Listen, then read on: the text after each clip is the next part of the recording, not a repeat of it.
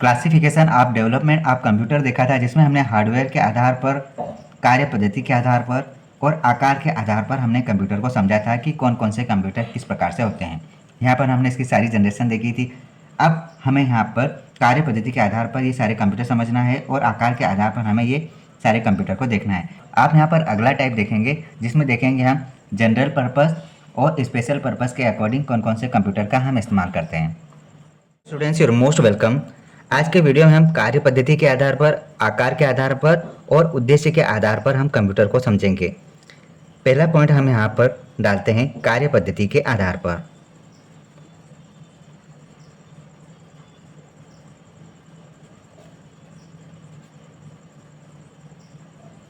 कार्य पद्धति के आधार पर हम यहाँ पर कौन कौन से कंप्यूटर पढ़ेंगे, तो हम यहाँ से पढ़ेंगे एनालॉग कंप्यूटर,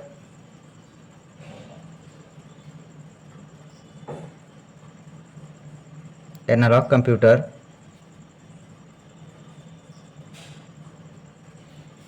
दूसरा हम देखेंगे यहाँ पर डिजिटल कंप्यूटर,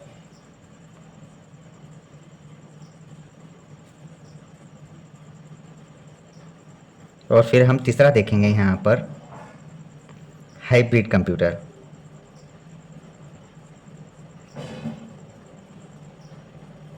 तीन प्रकार के कंप्यूटर होते हैं कार्य पद्धति के आधार पर। ठीक है, अब हम तीनों कंप्यूटर को समझेंगे। एनालॉग कंप्यूटर, सबसे पहले वे कंप्यूटर जो भौतिक मात्राओं जैसे कि दाब, दाब मतलब कि प्रेशर, तापमान, टेम्परेचर, लंबाई, लेंथ, ऊंचाई, हाइट, इस तरह के हम माप को परिणाम के रूप में, अंकों के रूप में हम व्यक्त करते हैं। अंकों में, अंकों के रूप में, किसके रूप में? अंकों के रूप में व्यक्त करते हैं, एनालॉग कंप्यूटर कहलाते हैं। ठीक है, इन कंप्यूटरों का प्रयोग ज़्यादातर विज्ञान में, इंजीनियरिंग के क्षेत्र में होता है। ये वाले जो कंप्यूटर है एनालॉग कंप्यूटर, ये एनालॉग कंप्यूटर इस प्रकार के कंप्यूटर है जिनका उपयोग विज्ञान के क्षेत्र में, इंजीनियरिंग क्षेत्र में, इन क्षेत्रों में किया जाता है। Analog computer input analog signal के रूप में दिया जाता है। इसका मतलब कि कंटिन्यूस डाटा प्रोवाइड करते हैं और इन कंप्यूटरों में मेमोरी बहुत कम होती है और इसके कारण इस प्रकार के कंप्यूटर लगभग 7% शुद्ध नहीं होते। ये एनालॉग कंप्यूटर है। ठीक है, अब हम देखते हैं डिजिटल कंप्यूटर। इसके और एग्जांपल आप समझ सकते हैं, जैसे कि एनालॉग कंप्यूटर हम क्या बोल सकते हैं, किसके इस्तेमाल के लिए होता है, जैसे कि थर्मामीटर, एनालॉग घड़ी, जैसे कि कांटे वाली घड़ी होती है, ओडोमीटर होता है। इस तरह के इक्विपमेंट यहाँ पर एनालॉग कंप्यूटर की भांति आप समझ सकते हैं। जैसे वाहनों की गति जो जिसमें कांटे होते हैं, जो मीटर लगा होता है, वोल्ट मीटर, ये सब एनालॉग कंप्यूटर के उदाहरण हैं। अब देखते हैं हम डिजिटल कंप्यूटर क्या होता है। देखो, डिजिटल कंप्यूटर वो कंप्यूटर होते हैं जो व्यापार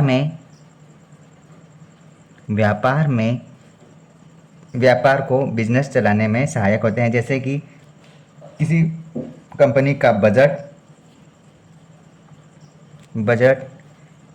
तैयार कर सकते हैं। डिजिटल कंप्यूटर में जो आंकड़े लिखते हैं 0 या 1 के फॉर्मेट में, जैसे कि इलेक्ट्रॉनिक के रूप में हम डेटा को सेव करते हैं। डेटा सेव, इलेक्ट्रॉनिक रूप से डेटा का आकलन करते हैं। इस प्रकार के कंप्यूटरों में इनपुट और आउटपुट दोनों ही बाइनरी नंबर में होता है। इसका मतलब कि ये कंप्यूटर मशीनी भाषा को ही समझ सकते हैं ना, मशीन लैंग्वेज बोल सकते हैं, मशीन लैंग्वेज। इसको आप डिजिटल कंप्यूटर कहते हैं जिसमें मशीन लैंग्वेज का इस्तेमाल होता है। इन कंप्यूटरों में मेमोरी सबसे ज़्यादा होती है। एनालॉग के कंपेयर में डिजिटल कंप्यूटर में मेमोरी ज़्यादा होती है। ठीक है, जैसे कि आप क्या बोल सकते हैं, डेस्कटॉप कंप्यूटर बोल सकते हैं आप यहाँ पर लैपटॉप बोल सकते हैं, या टैबलेट, स्मार्टफोन, कैलकुलेटर, डिजिटल घड़ी। इस प्रकार से जो आप यहाँ पर इलेक्ट्रॉनिक फॉर्मेट में डेटा प्रोवाइड करते हैं वो सारा डिजिटल कंप्यूटर कहलाता है। ठीक है, अब ये हाइब्रिड कंप्यूटर क्या होता है। ये हाइब्रिड कंप्यूटर, आपने जो एनालॉग और डिजिटल देखा है, ये दोनों ही फैसिलिटी आपको हाइब्रिड कंप्यूटर में मिलती है। ठीक है, यहाँ पर हाइब्रिड कंप्यूटर कई सारी जगह यूज़ हो रहा है, जैसे कि पेट्रोल पंप पर हो रहा है, पेट्रोल पंप पर इस्तेमाल हो रहा है। जैसे कि वह कंप्यूटर जिसमें एनालॉग और डिजिटल दोनों की फैसिलिटी, दोनों के गुण होते हैं, हाइब्रिड कंप्यूटर कहलाता है। जैसे कि पेट्रोल पंप पर लगी मशीनें, हार्ट बीट मापना, जैसे कि हार्ट बीट मापना, ब्लड प्रेशर की मशीन, ब्लड प्रेशर चेक करना, और यहाँ पर साइंटिफिक कैलकुलेटर का इस्तेमाल करना, ये सब चीज़ें यहाँ पर हाइब्रिड कंप्यूटर में होती है। ये हमने देखा कार्य पद्धति के आधार पर एनालॉग, डिजिटल और हाइब्रिड कंप्यूटर के बारे में समझा। देखो, एनालॉग में स्टोरेज कम होता है, स्पीड स्लो होती है, और डिजिटल में स्टोरेज भी ज़्यादा है, स्पीड भी फास्ट है, और कई सारी जगह यहाँ पर डिजिटल फॉर्मेट के रूप में कंप्यूटर का इस्तेमाल हो रहा है। और हाइब्रिड सुपर कंप्यूटर की भांति वर्क करता है, जिसमें एनालॉग और डिजिटल दोनों के गुण पाए जाते हैं। तो अब हम आकार के आधार पर समझते हैं।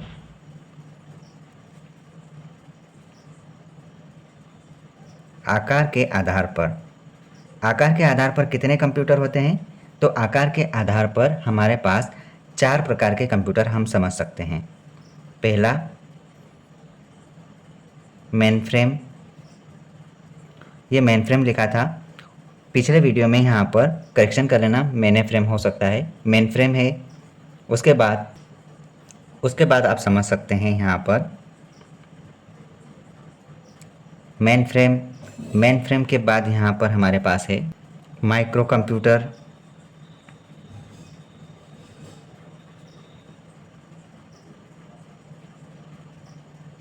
फिर मिनी कंप्यूटर,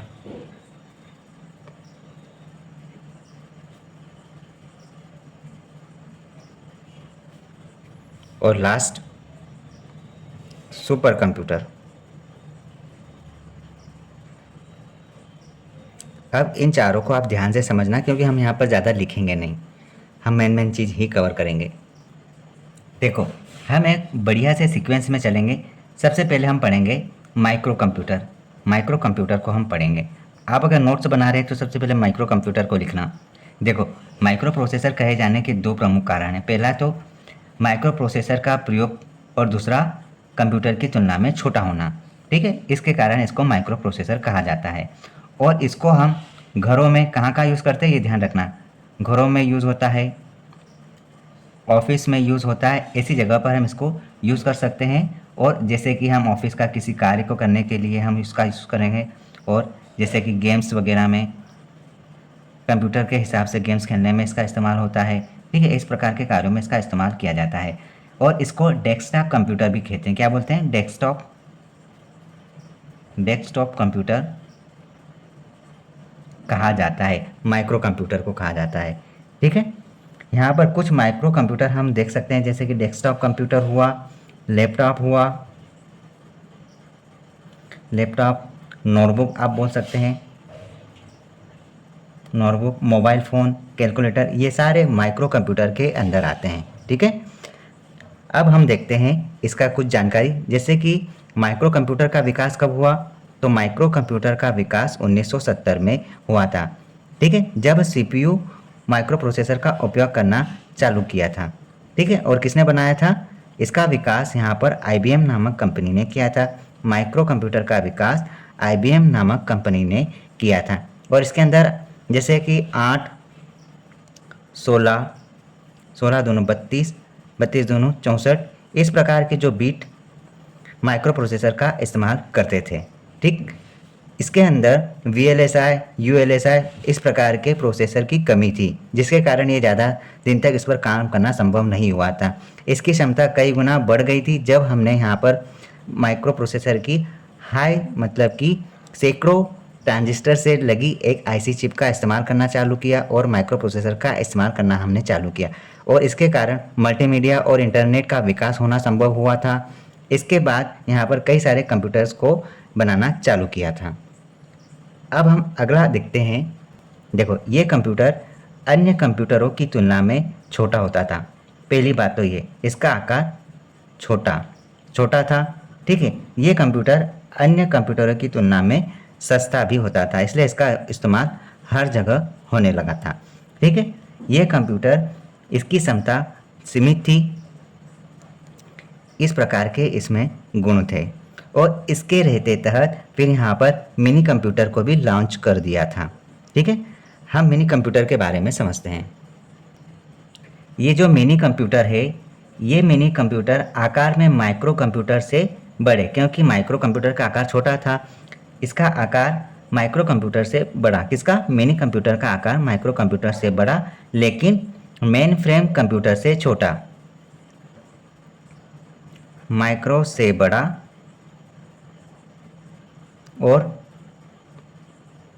मेन फ्रेम से छोटा।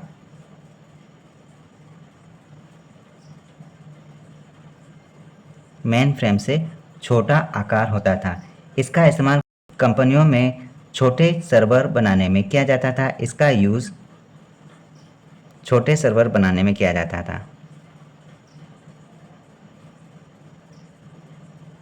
बनाने में होता था कंपनियों में। ठीक है, और इसका उपयोग जैसे कि हम बोल सकते हैं कंपनियां कैसी हो सकती है, जैसे कि call centre, banking, database management, business transaction processing, railway reservation, इस प्रकार के काम में होता था। और ये कंप्यूटर व्यक्तिगत रूप से खरीदे नहीं जा सकते थे, क्योंकि ये थोड़े बजट वाले रहते थे। माइक्रो कंप्यूटर को खरीद सकते थे, इनको खरीदते नहीं थे, क्योंकि इनका बजट ज़्यादा होता था। इनका आकार मेन फ्रेम से तो छोटा होता था, जबकि माइक्रो कंप्यूटर से बड़े होते थे। इसका आविष्कार कब हुआ था? तो याद रखना, माइक्रो कंप्यूटर को तो 1970 में बनाया था, लेकिन इसको 1965 में ही बना दिया था, लेकिन इसकी लॉन्चिंग बाद में हुई थी। ठीक है, और किसने बनाया था?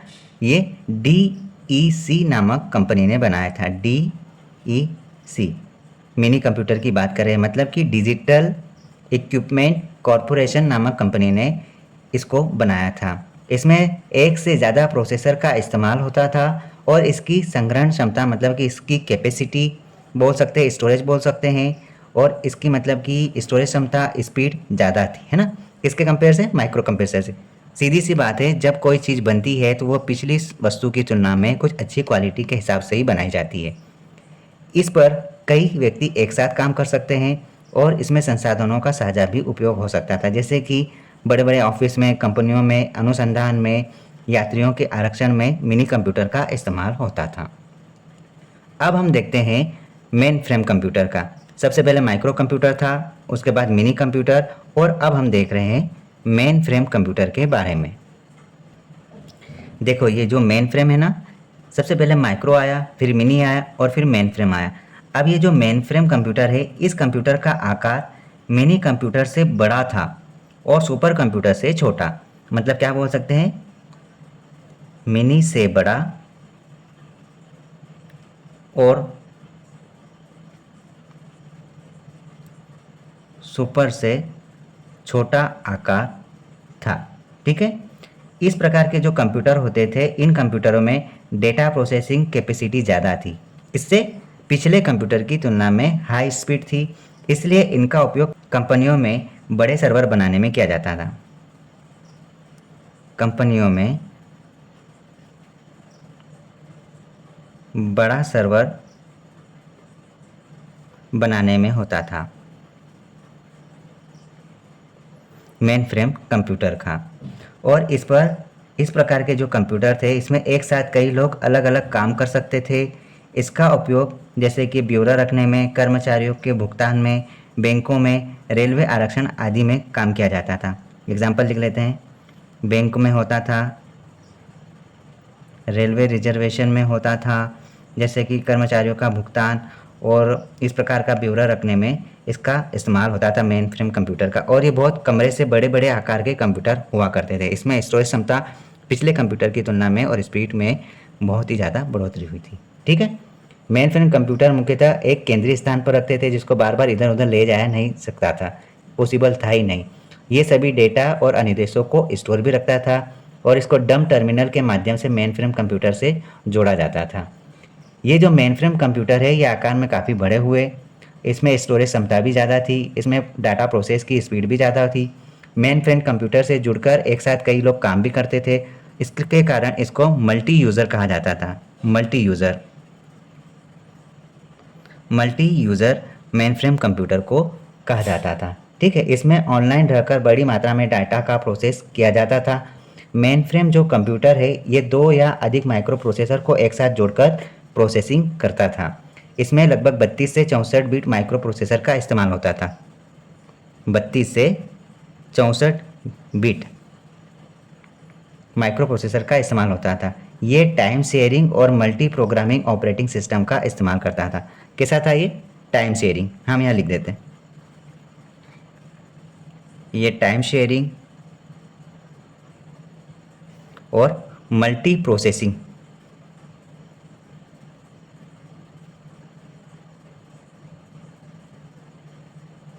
का काम करता था मेन फ्रेम कंप्यूटर। ठीक है, ये हमने देखा। अब हमने ये देखा कि ये तीनों कंप्यूटर तो बना दिए थे, लेकिन इनके बाद भी एक मास्टर कंप्यूटर बना था जिसको हम यहाँ पर सुपर कंप्यूटर बोलते हैं। देखो यहाँ पर इसको आपने तीनों को समझ लिया। अब हम बात करते हैं सुपर कंप्यूटर। देखो सुपर कंप्यूटर सबसे पहले तो ये वो कंप्यूटर है जो आकार में सबसे बड़े होते थे।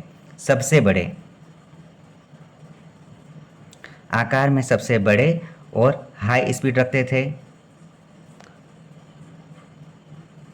हाई स्पीड रखते थे, हाई स्टोरेज कैपेसिटी थी।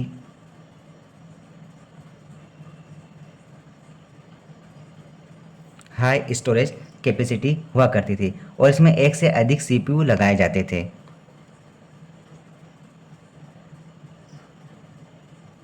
बहुत सारे सीपीयू का कलेक्शन होता था। बहुत सारे सीपीयू का कलेक्शन होता था। इसमें एक से ज़्यादा व्यक्ति काम कर सकते थे। इस प्रकार के कंप्यूटर सबसे ज़्यादा महंगे, हाई कॉस्टली और सबसे ज़्यादा स्पीड वाले होते थे। ये जो सुपर कंप्यूटर है, सुपर कंप्यूटर हाई स्पीड में रहते थे और अपने सारे काम को बहुत ही कम समय में करते थे और इसका उपयोग बड़ी बड़ी जगह होता था, जैसे कि अंतरिक्ष में होता था, अनुसंधानों में होता था, अंतरिक्ष में, अनुसंधानों में, और मौसम की जानकारी कलेक्शन में। बड़ी बड़ी मूवियाँ बनाने में हॉलीवुड के जो एनिमेशन बनते हैं वो सुपर कंप्यूटर के द्वारा ही बनाए जाते हैं। यहाँ वैज्ञानिक परमाणु हथियार और विस्फोट के प्रभाव का परीक्षण करने में सुपर कंप्यूटर का इस्तेमाल होता था। देखो हम सुपर कंप्यूटर के बारे में थोड़ा सा जान लेते हैं।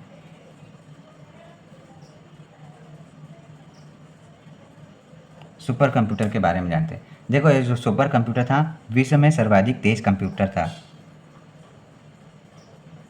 सबसे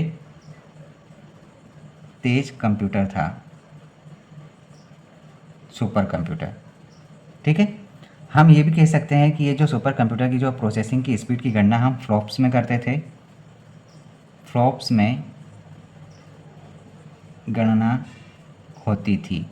अब फ्लॉप्स का फुल फॉर्म क्या है? फ्लोटिंग पॉइंट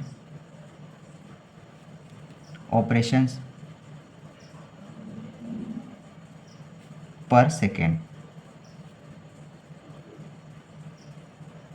इसमें की जाती थी फ्लॉप्स में सुपर कंप्यूटर के यहाँ पर स्पीड की गणना, और ये सबसे कम समय में मतलब कि जटिल से जटिल गणनाएं आसानी से कर देता था। यहाँ पर फ्लोटिंग पॉइंट का जो तात्पर्य है इसका मतलब ये है कि कंप्यूटर द्वारा संपन्न किए गए किसी भी कार्य को एकदम परफेक्ट तरीके से, परफेक्शन के हिसाब से कर देता था। और अभी वर्तमान में अगर बात करें तो ये जो सुपर कंप्यूटर है इसकी स्पीड पेटा फ्लॉप्स में मापी जाती है। स्पीड पेटा फ्लॉप्स में मापी जाती है। मतलब हम ये बोल सकते हैं कि एक पेटा फ्लॉप्स किसके बराबर होता है? 10 की घात 15 फ्लॉप्स के बराबर होता है। ये आप ध्यान रखना। जो विश्व में जो सुपर कंप्यूटर है इसका निर्माण किसको गया है श्रेय? ये गया है अमेरिका के रिसर्च कंपनी की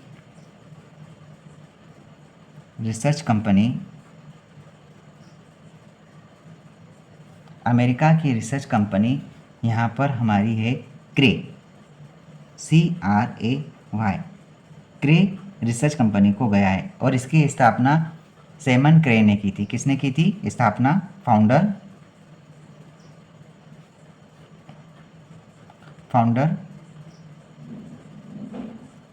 सेमोर क्रे, ये इसके कंपनी के फाउंडर थे।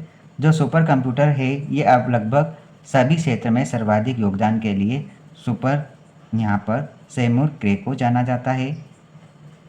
यहाँ पर आज के समय में सुपर कंप्यूटर लगभग हर पूरे देश में, पूरे विश्व में छा चुका है और इसका श्रेय सेमूर क्रे को जाता है।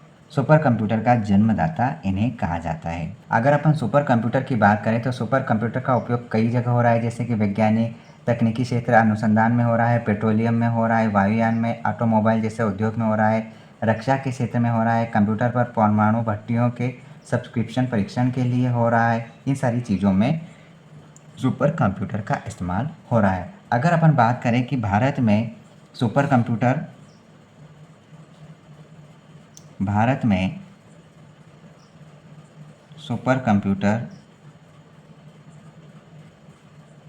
कौन कौन से हो सकते हैं, तो भारत में सुपर कंप्यूटर परम है, ठीक है। परम सुपर कंप्यूटर है और इसको किसने बनाया था? सीडेक नामक कंपनी ने बनाया था। ये याद रखना, सीडेक मतलब कि centre for development of advanced computing, Pune द्वारा, है ना। ये कंपनी कहाँ है? ये कंपनी पुणे में है। और आपको अगर बोले कि ये सीरीज़ का पूरा नंबर आप बताओ तो परम 8000 आप बोल सकते हैं। परम 8000 को बनाया गया था भारत में, ठीक है। और ये विकसित पहला सुपर कंप्यूटर था जिसका निर्माण कब हुआ था? देखो यहाँ पर परम की जो सीरीज़ थी वो परम 8000 थी और ये विकसित सुपर कंप्यूटर था और इसका निर्माण कब हुआ था? सन 1991 में इसका निर्माण हुआ था। ये डेट ध्यान रखना। परम को कब निर्मित किया गया था? सन 1991 में विकसित किया गया था और इसके निर्माण का श्रेय किसको गया? सीडेक को गया, सीडेक को, ठीक है। सीडेक को गया है इसके निर्माण का श्रेय, ठीक है। अब आप उसका नाम ध्यान रखना। इसके निर्देशक कौन है? डॉक्टर विजय भास्कर। निर्देशक सीडेक के जो कंप्यूटर बना था सुपर कंप्यूटर, इनका श्रेय डॉक्टर भास्कर जी, जिनका नाम यहाँ पर विजय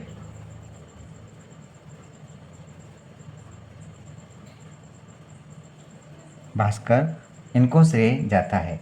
ये परम, पद्म और फिर जो सुपर कंप्यूटर, इनका निर्माण फिर 2003 में हुआ और इसकी गणना लगभग 1 टेराफ्लॉप्स में होने लगी थी। यानी कि आप बोल सकते हैं कि परम युवा सेकेंड सुपर कंप्यूटर का निर्माण 2013 में किया है, जो कि सीडेक द्वारा विकसित किया गया था। मतलब कि कई छोटे छोटे फिर यहाँ पर सुपर कंप्यूटर लॉन्च हुए थे। छोटे मतलब इसके बाद वाले, मतलब ये अपने आप में सुपर कंप्यूटर हुआ करते थे, ठीक है। इसके बाद फिर अनुपम नाम का कंप्यूटर भी इन्होंने निकाला था। अनुपम सीरीज के सुपर कंप्यूटर भी विकसित हुए थे। अनुपम, ये इस प्रकार के सुपर कंप्यूटर भी बने थे और इसको किसने बनाया था? बार्क ने बनाया था, BARK, बार्क। बार्क की स्पेलिंग आप फिर से देखो, बार्क मतलब कि BARC,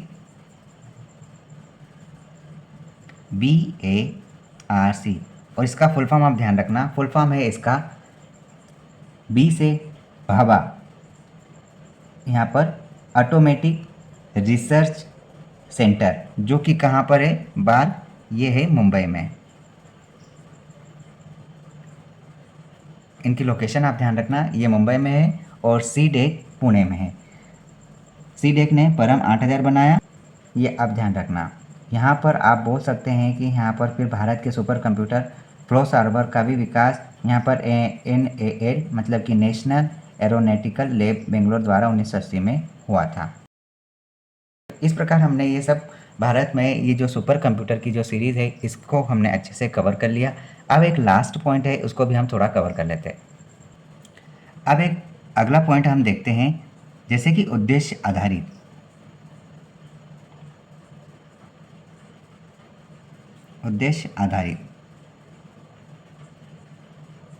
उद्देश्य आधारित कौन कौन से कंप्यूटर हो सकते हैं? तो यहाँ पर हम बोल सकते हैं कि जनरल पर्पस,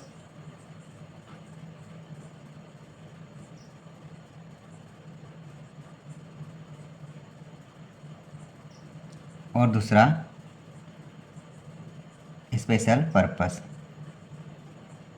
दो प्रकार के कंप्यूटर बने हैं। अब देखो, जनरल पर्पस क्या होता है? वह कंप्यूटर जिसका प्रयोग साधारण काम के लिए किया जाता है। जैसे कि पत्रिका को तैयार करना, डॉक्यूमेंट तैयार करना या फिर किसी डॉक्यूमेंट को प्रिंट करना। ऐसे हल्के फुल्के काम के लिए एक नॉर्मली एक छोटे से कंप्यूटर की आवश्यकता होती और इसके हिसाब से हम बोल सकते हैं कि यहाँ पर सामान्य कंप्यूटर का इस्तेमाल होता है। तो वैसे कंप्यूटर जिन्हें किसी विशेष काम के लिए तैयार किया जाता है, मतलब कि इनके जो सीपीयू की क्षमता है ना, उसी काम के रूप में होती है जिसके लिए आपने इस कंप्यूटर को खरीदा है, इस कंप्यूटर को बनाया है। जैसे कि अंतरिक्ष विज्ञान की जानकारी निकालना, मौसम की जानकारी निकालना, अपने वाहनों को नियंत्रित करना, कृषि विज्ञान, चिकित्सा के बारे में, ये सारी चीज़ों के कारण आप स्पेशल पर्पज़ के कंप्यूटर को यूज़ करते हैं। इनके उद्देश्य के आधार पर ये इस प्रकार के कंप्यूटर को बनाते हैं। तो आप यहाँ पर जनरल पर्पस और स्पेशल पर्पस दो प्रकार के कंप्यूटर को अच्छे से समझ गए होंगे। अब हम अन्य कंप्यूटर की बात करते हैं। अगर इसके अलावा भी कोई कंप्यूटर होगा तो हम उसको किस प्रकार से यूज़ कर सकते हैं, किस कैटेगरी में रख सकते हैं। अब अपन यहाँ पर अन्य कंप्यूटर भी देखते हैं कि कौन कौन से कंप्यूटर को कैटेगरी में रखा गया है। जैसे कि अदर कंप्यूटर की बात कर लेते हैं। अदर कंप्यूटर बोले तो आप यहाँ पर सरफेस कंप्यूटर भी बोल सकते हैं।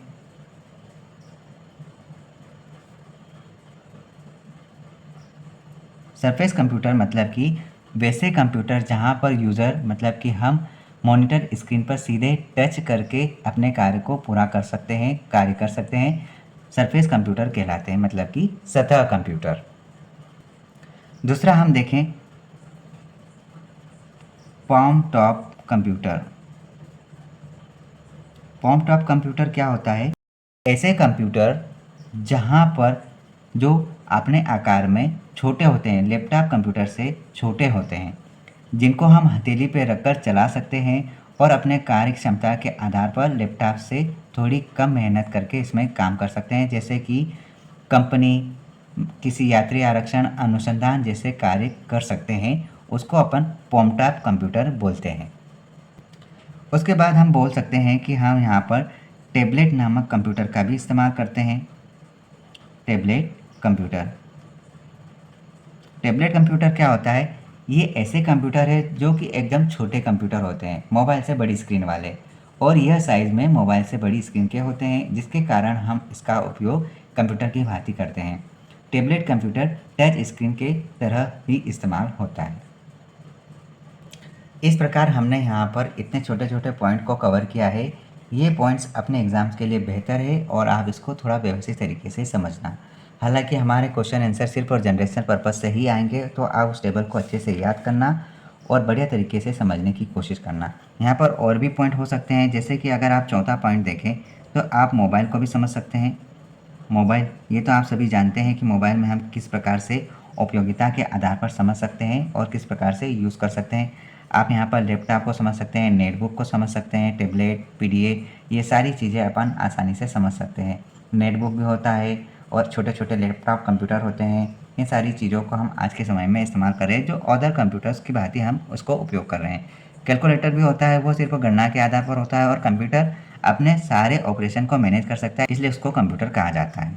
ठीक है, हमारी आज एक यूनिट पूरी तरह से कंप्लीट हुई है। अब हम आज एक यूनिट जो समाप्त हुई है, इसके एमसीक्यूज़ देखेंगे अगले वीडियो में। ठीक है, तब तक बने रहिए। अगर आपने पिछले वीडियो नहीं देखे तो आप प्लेलिस्ट में जाइए और अपनी तैयारी को बेहतर बनाने के लिए वीडियो देख सकते हैं। अगर आप न्यू व्यूअर हैं तो चैनल के साथ जुड़ जाओ। जब तक नोटिफिकेशन नहीं आता तब तक मैं आपको कम से कम यहाँ पर 2 सब्जेक्ट तो कंप्लीट करवा दूँगा। पहला कंप्यूटर और दूसरा हमारा यहाँ पर इंग्लिश को कंप्लीट करने की संभावनाएँ चल रही है। ठीक है,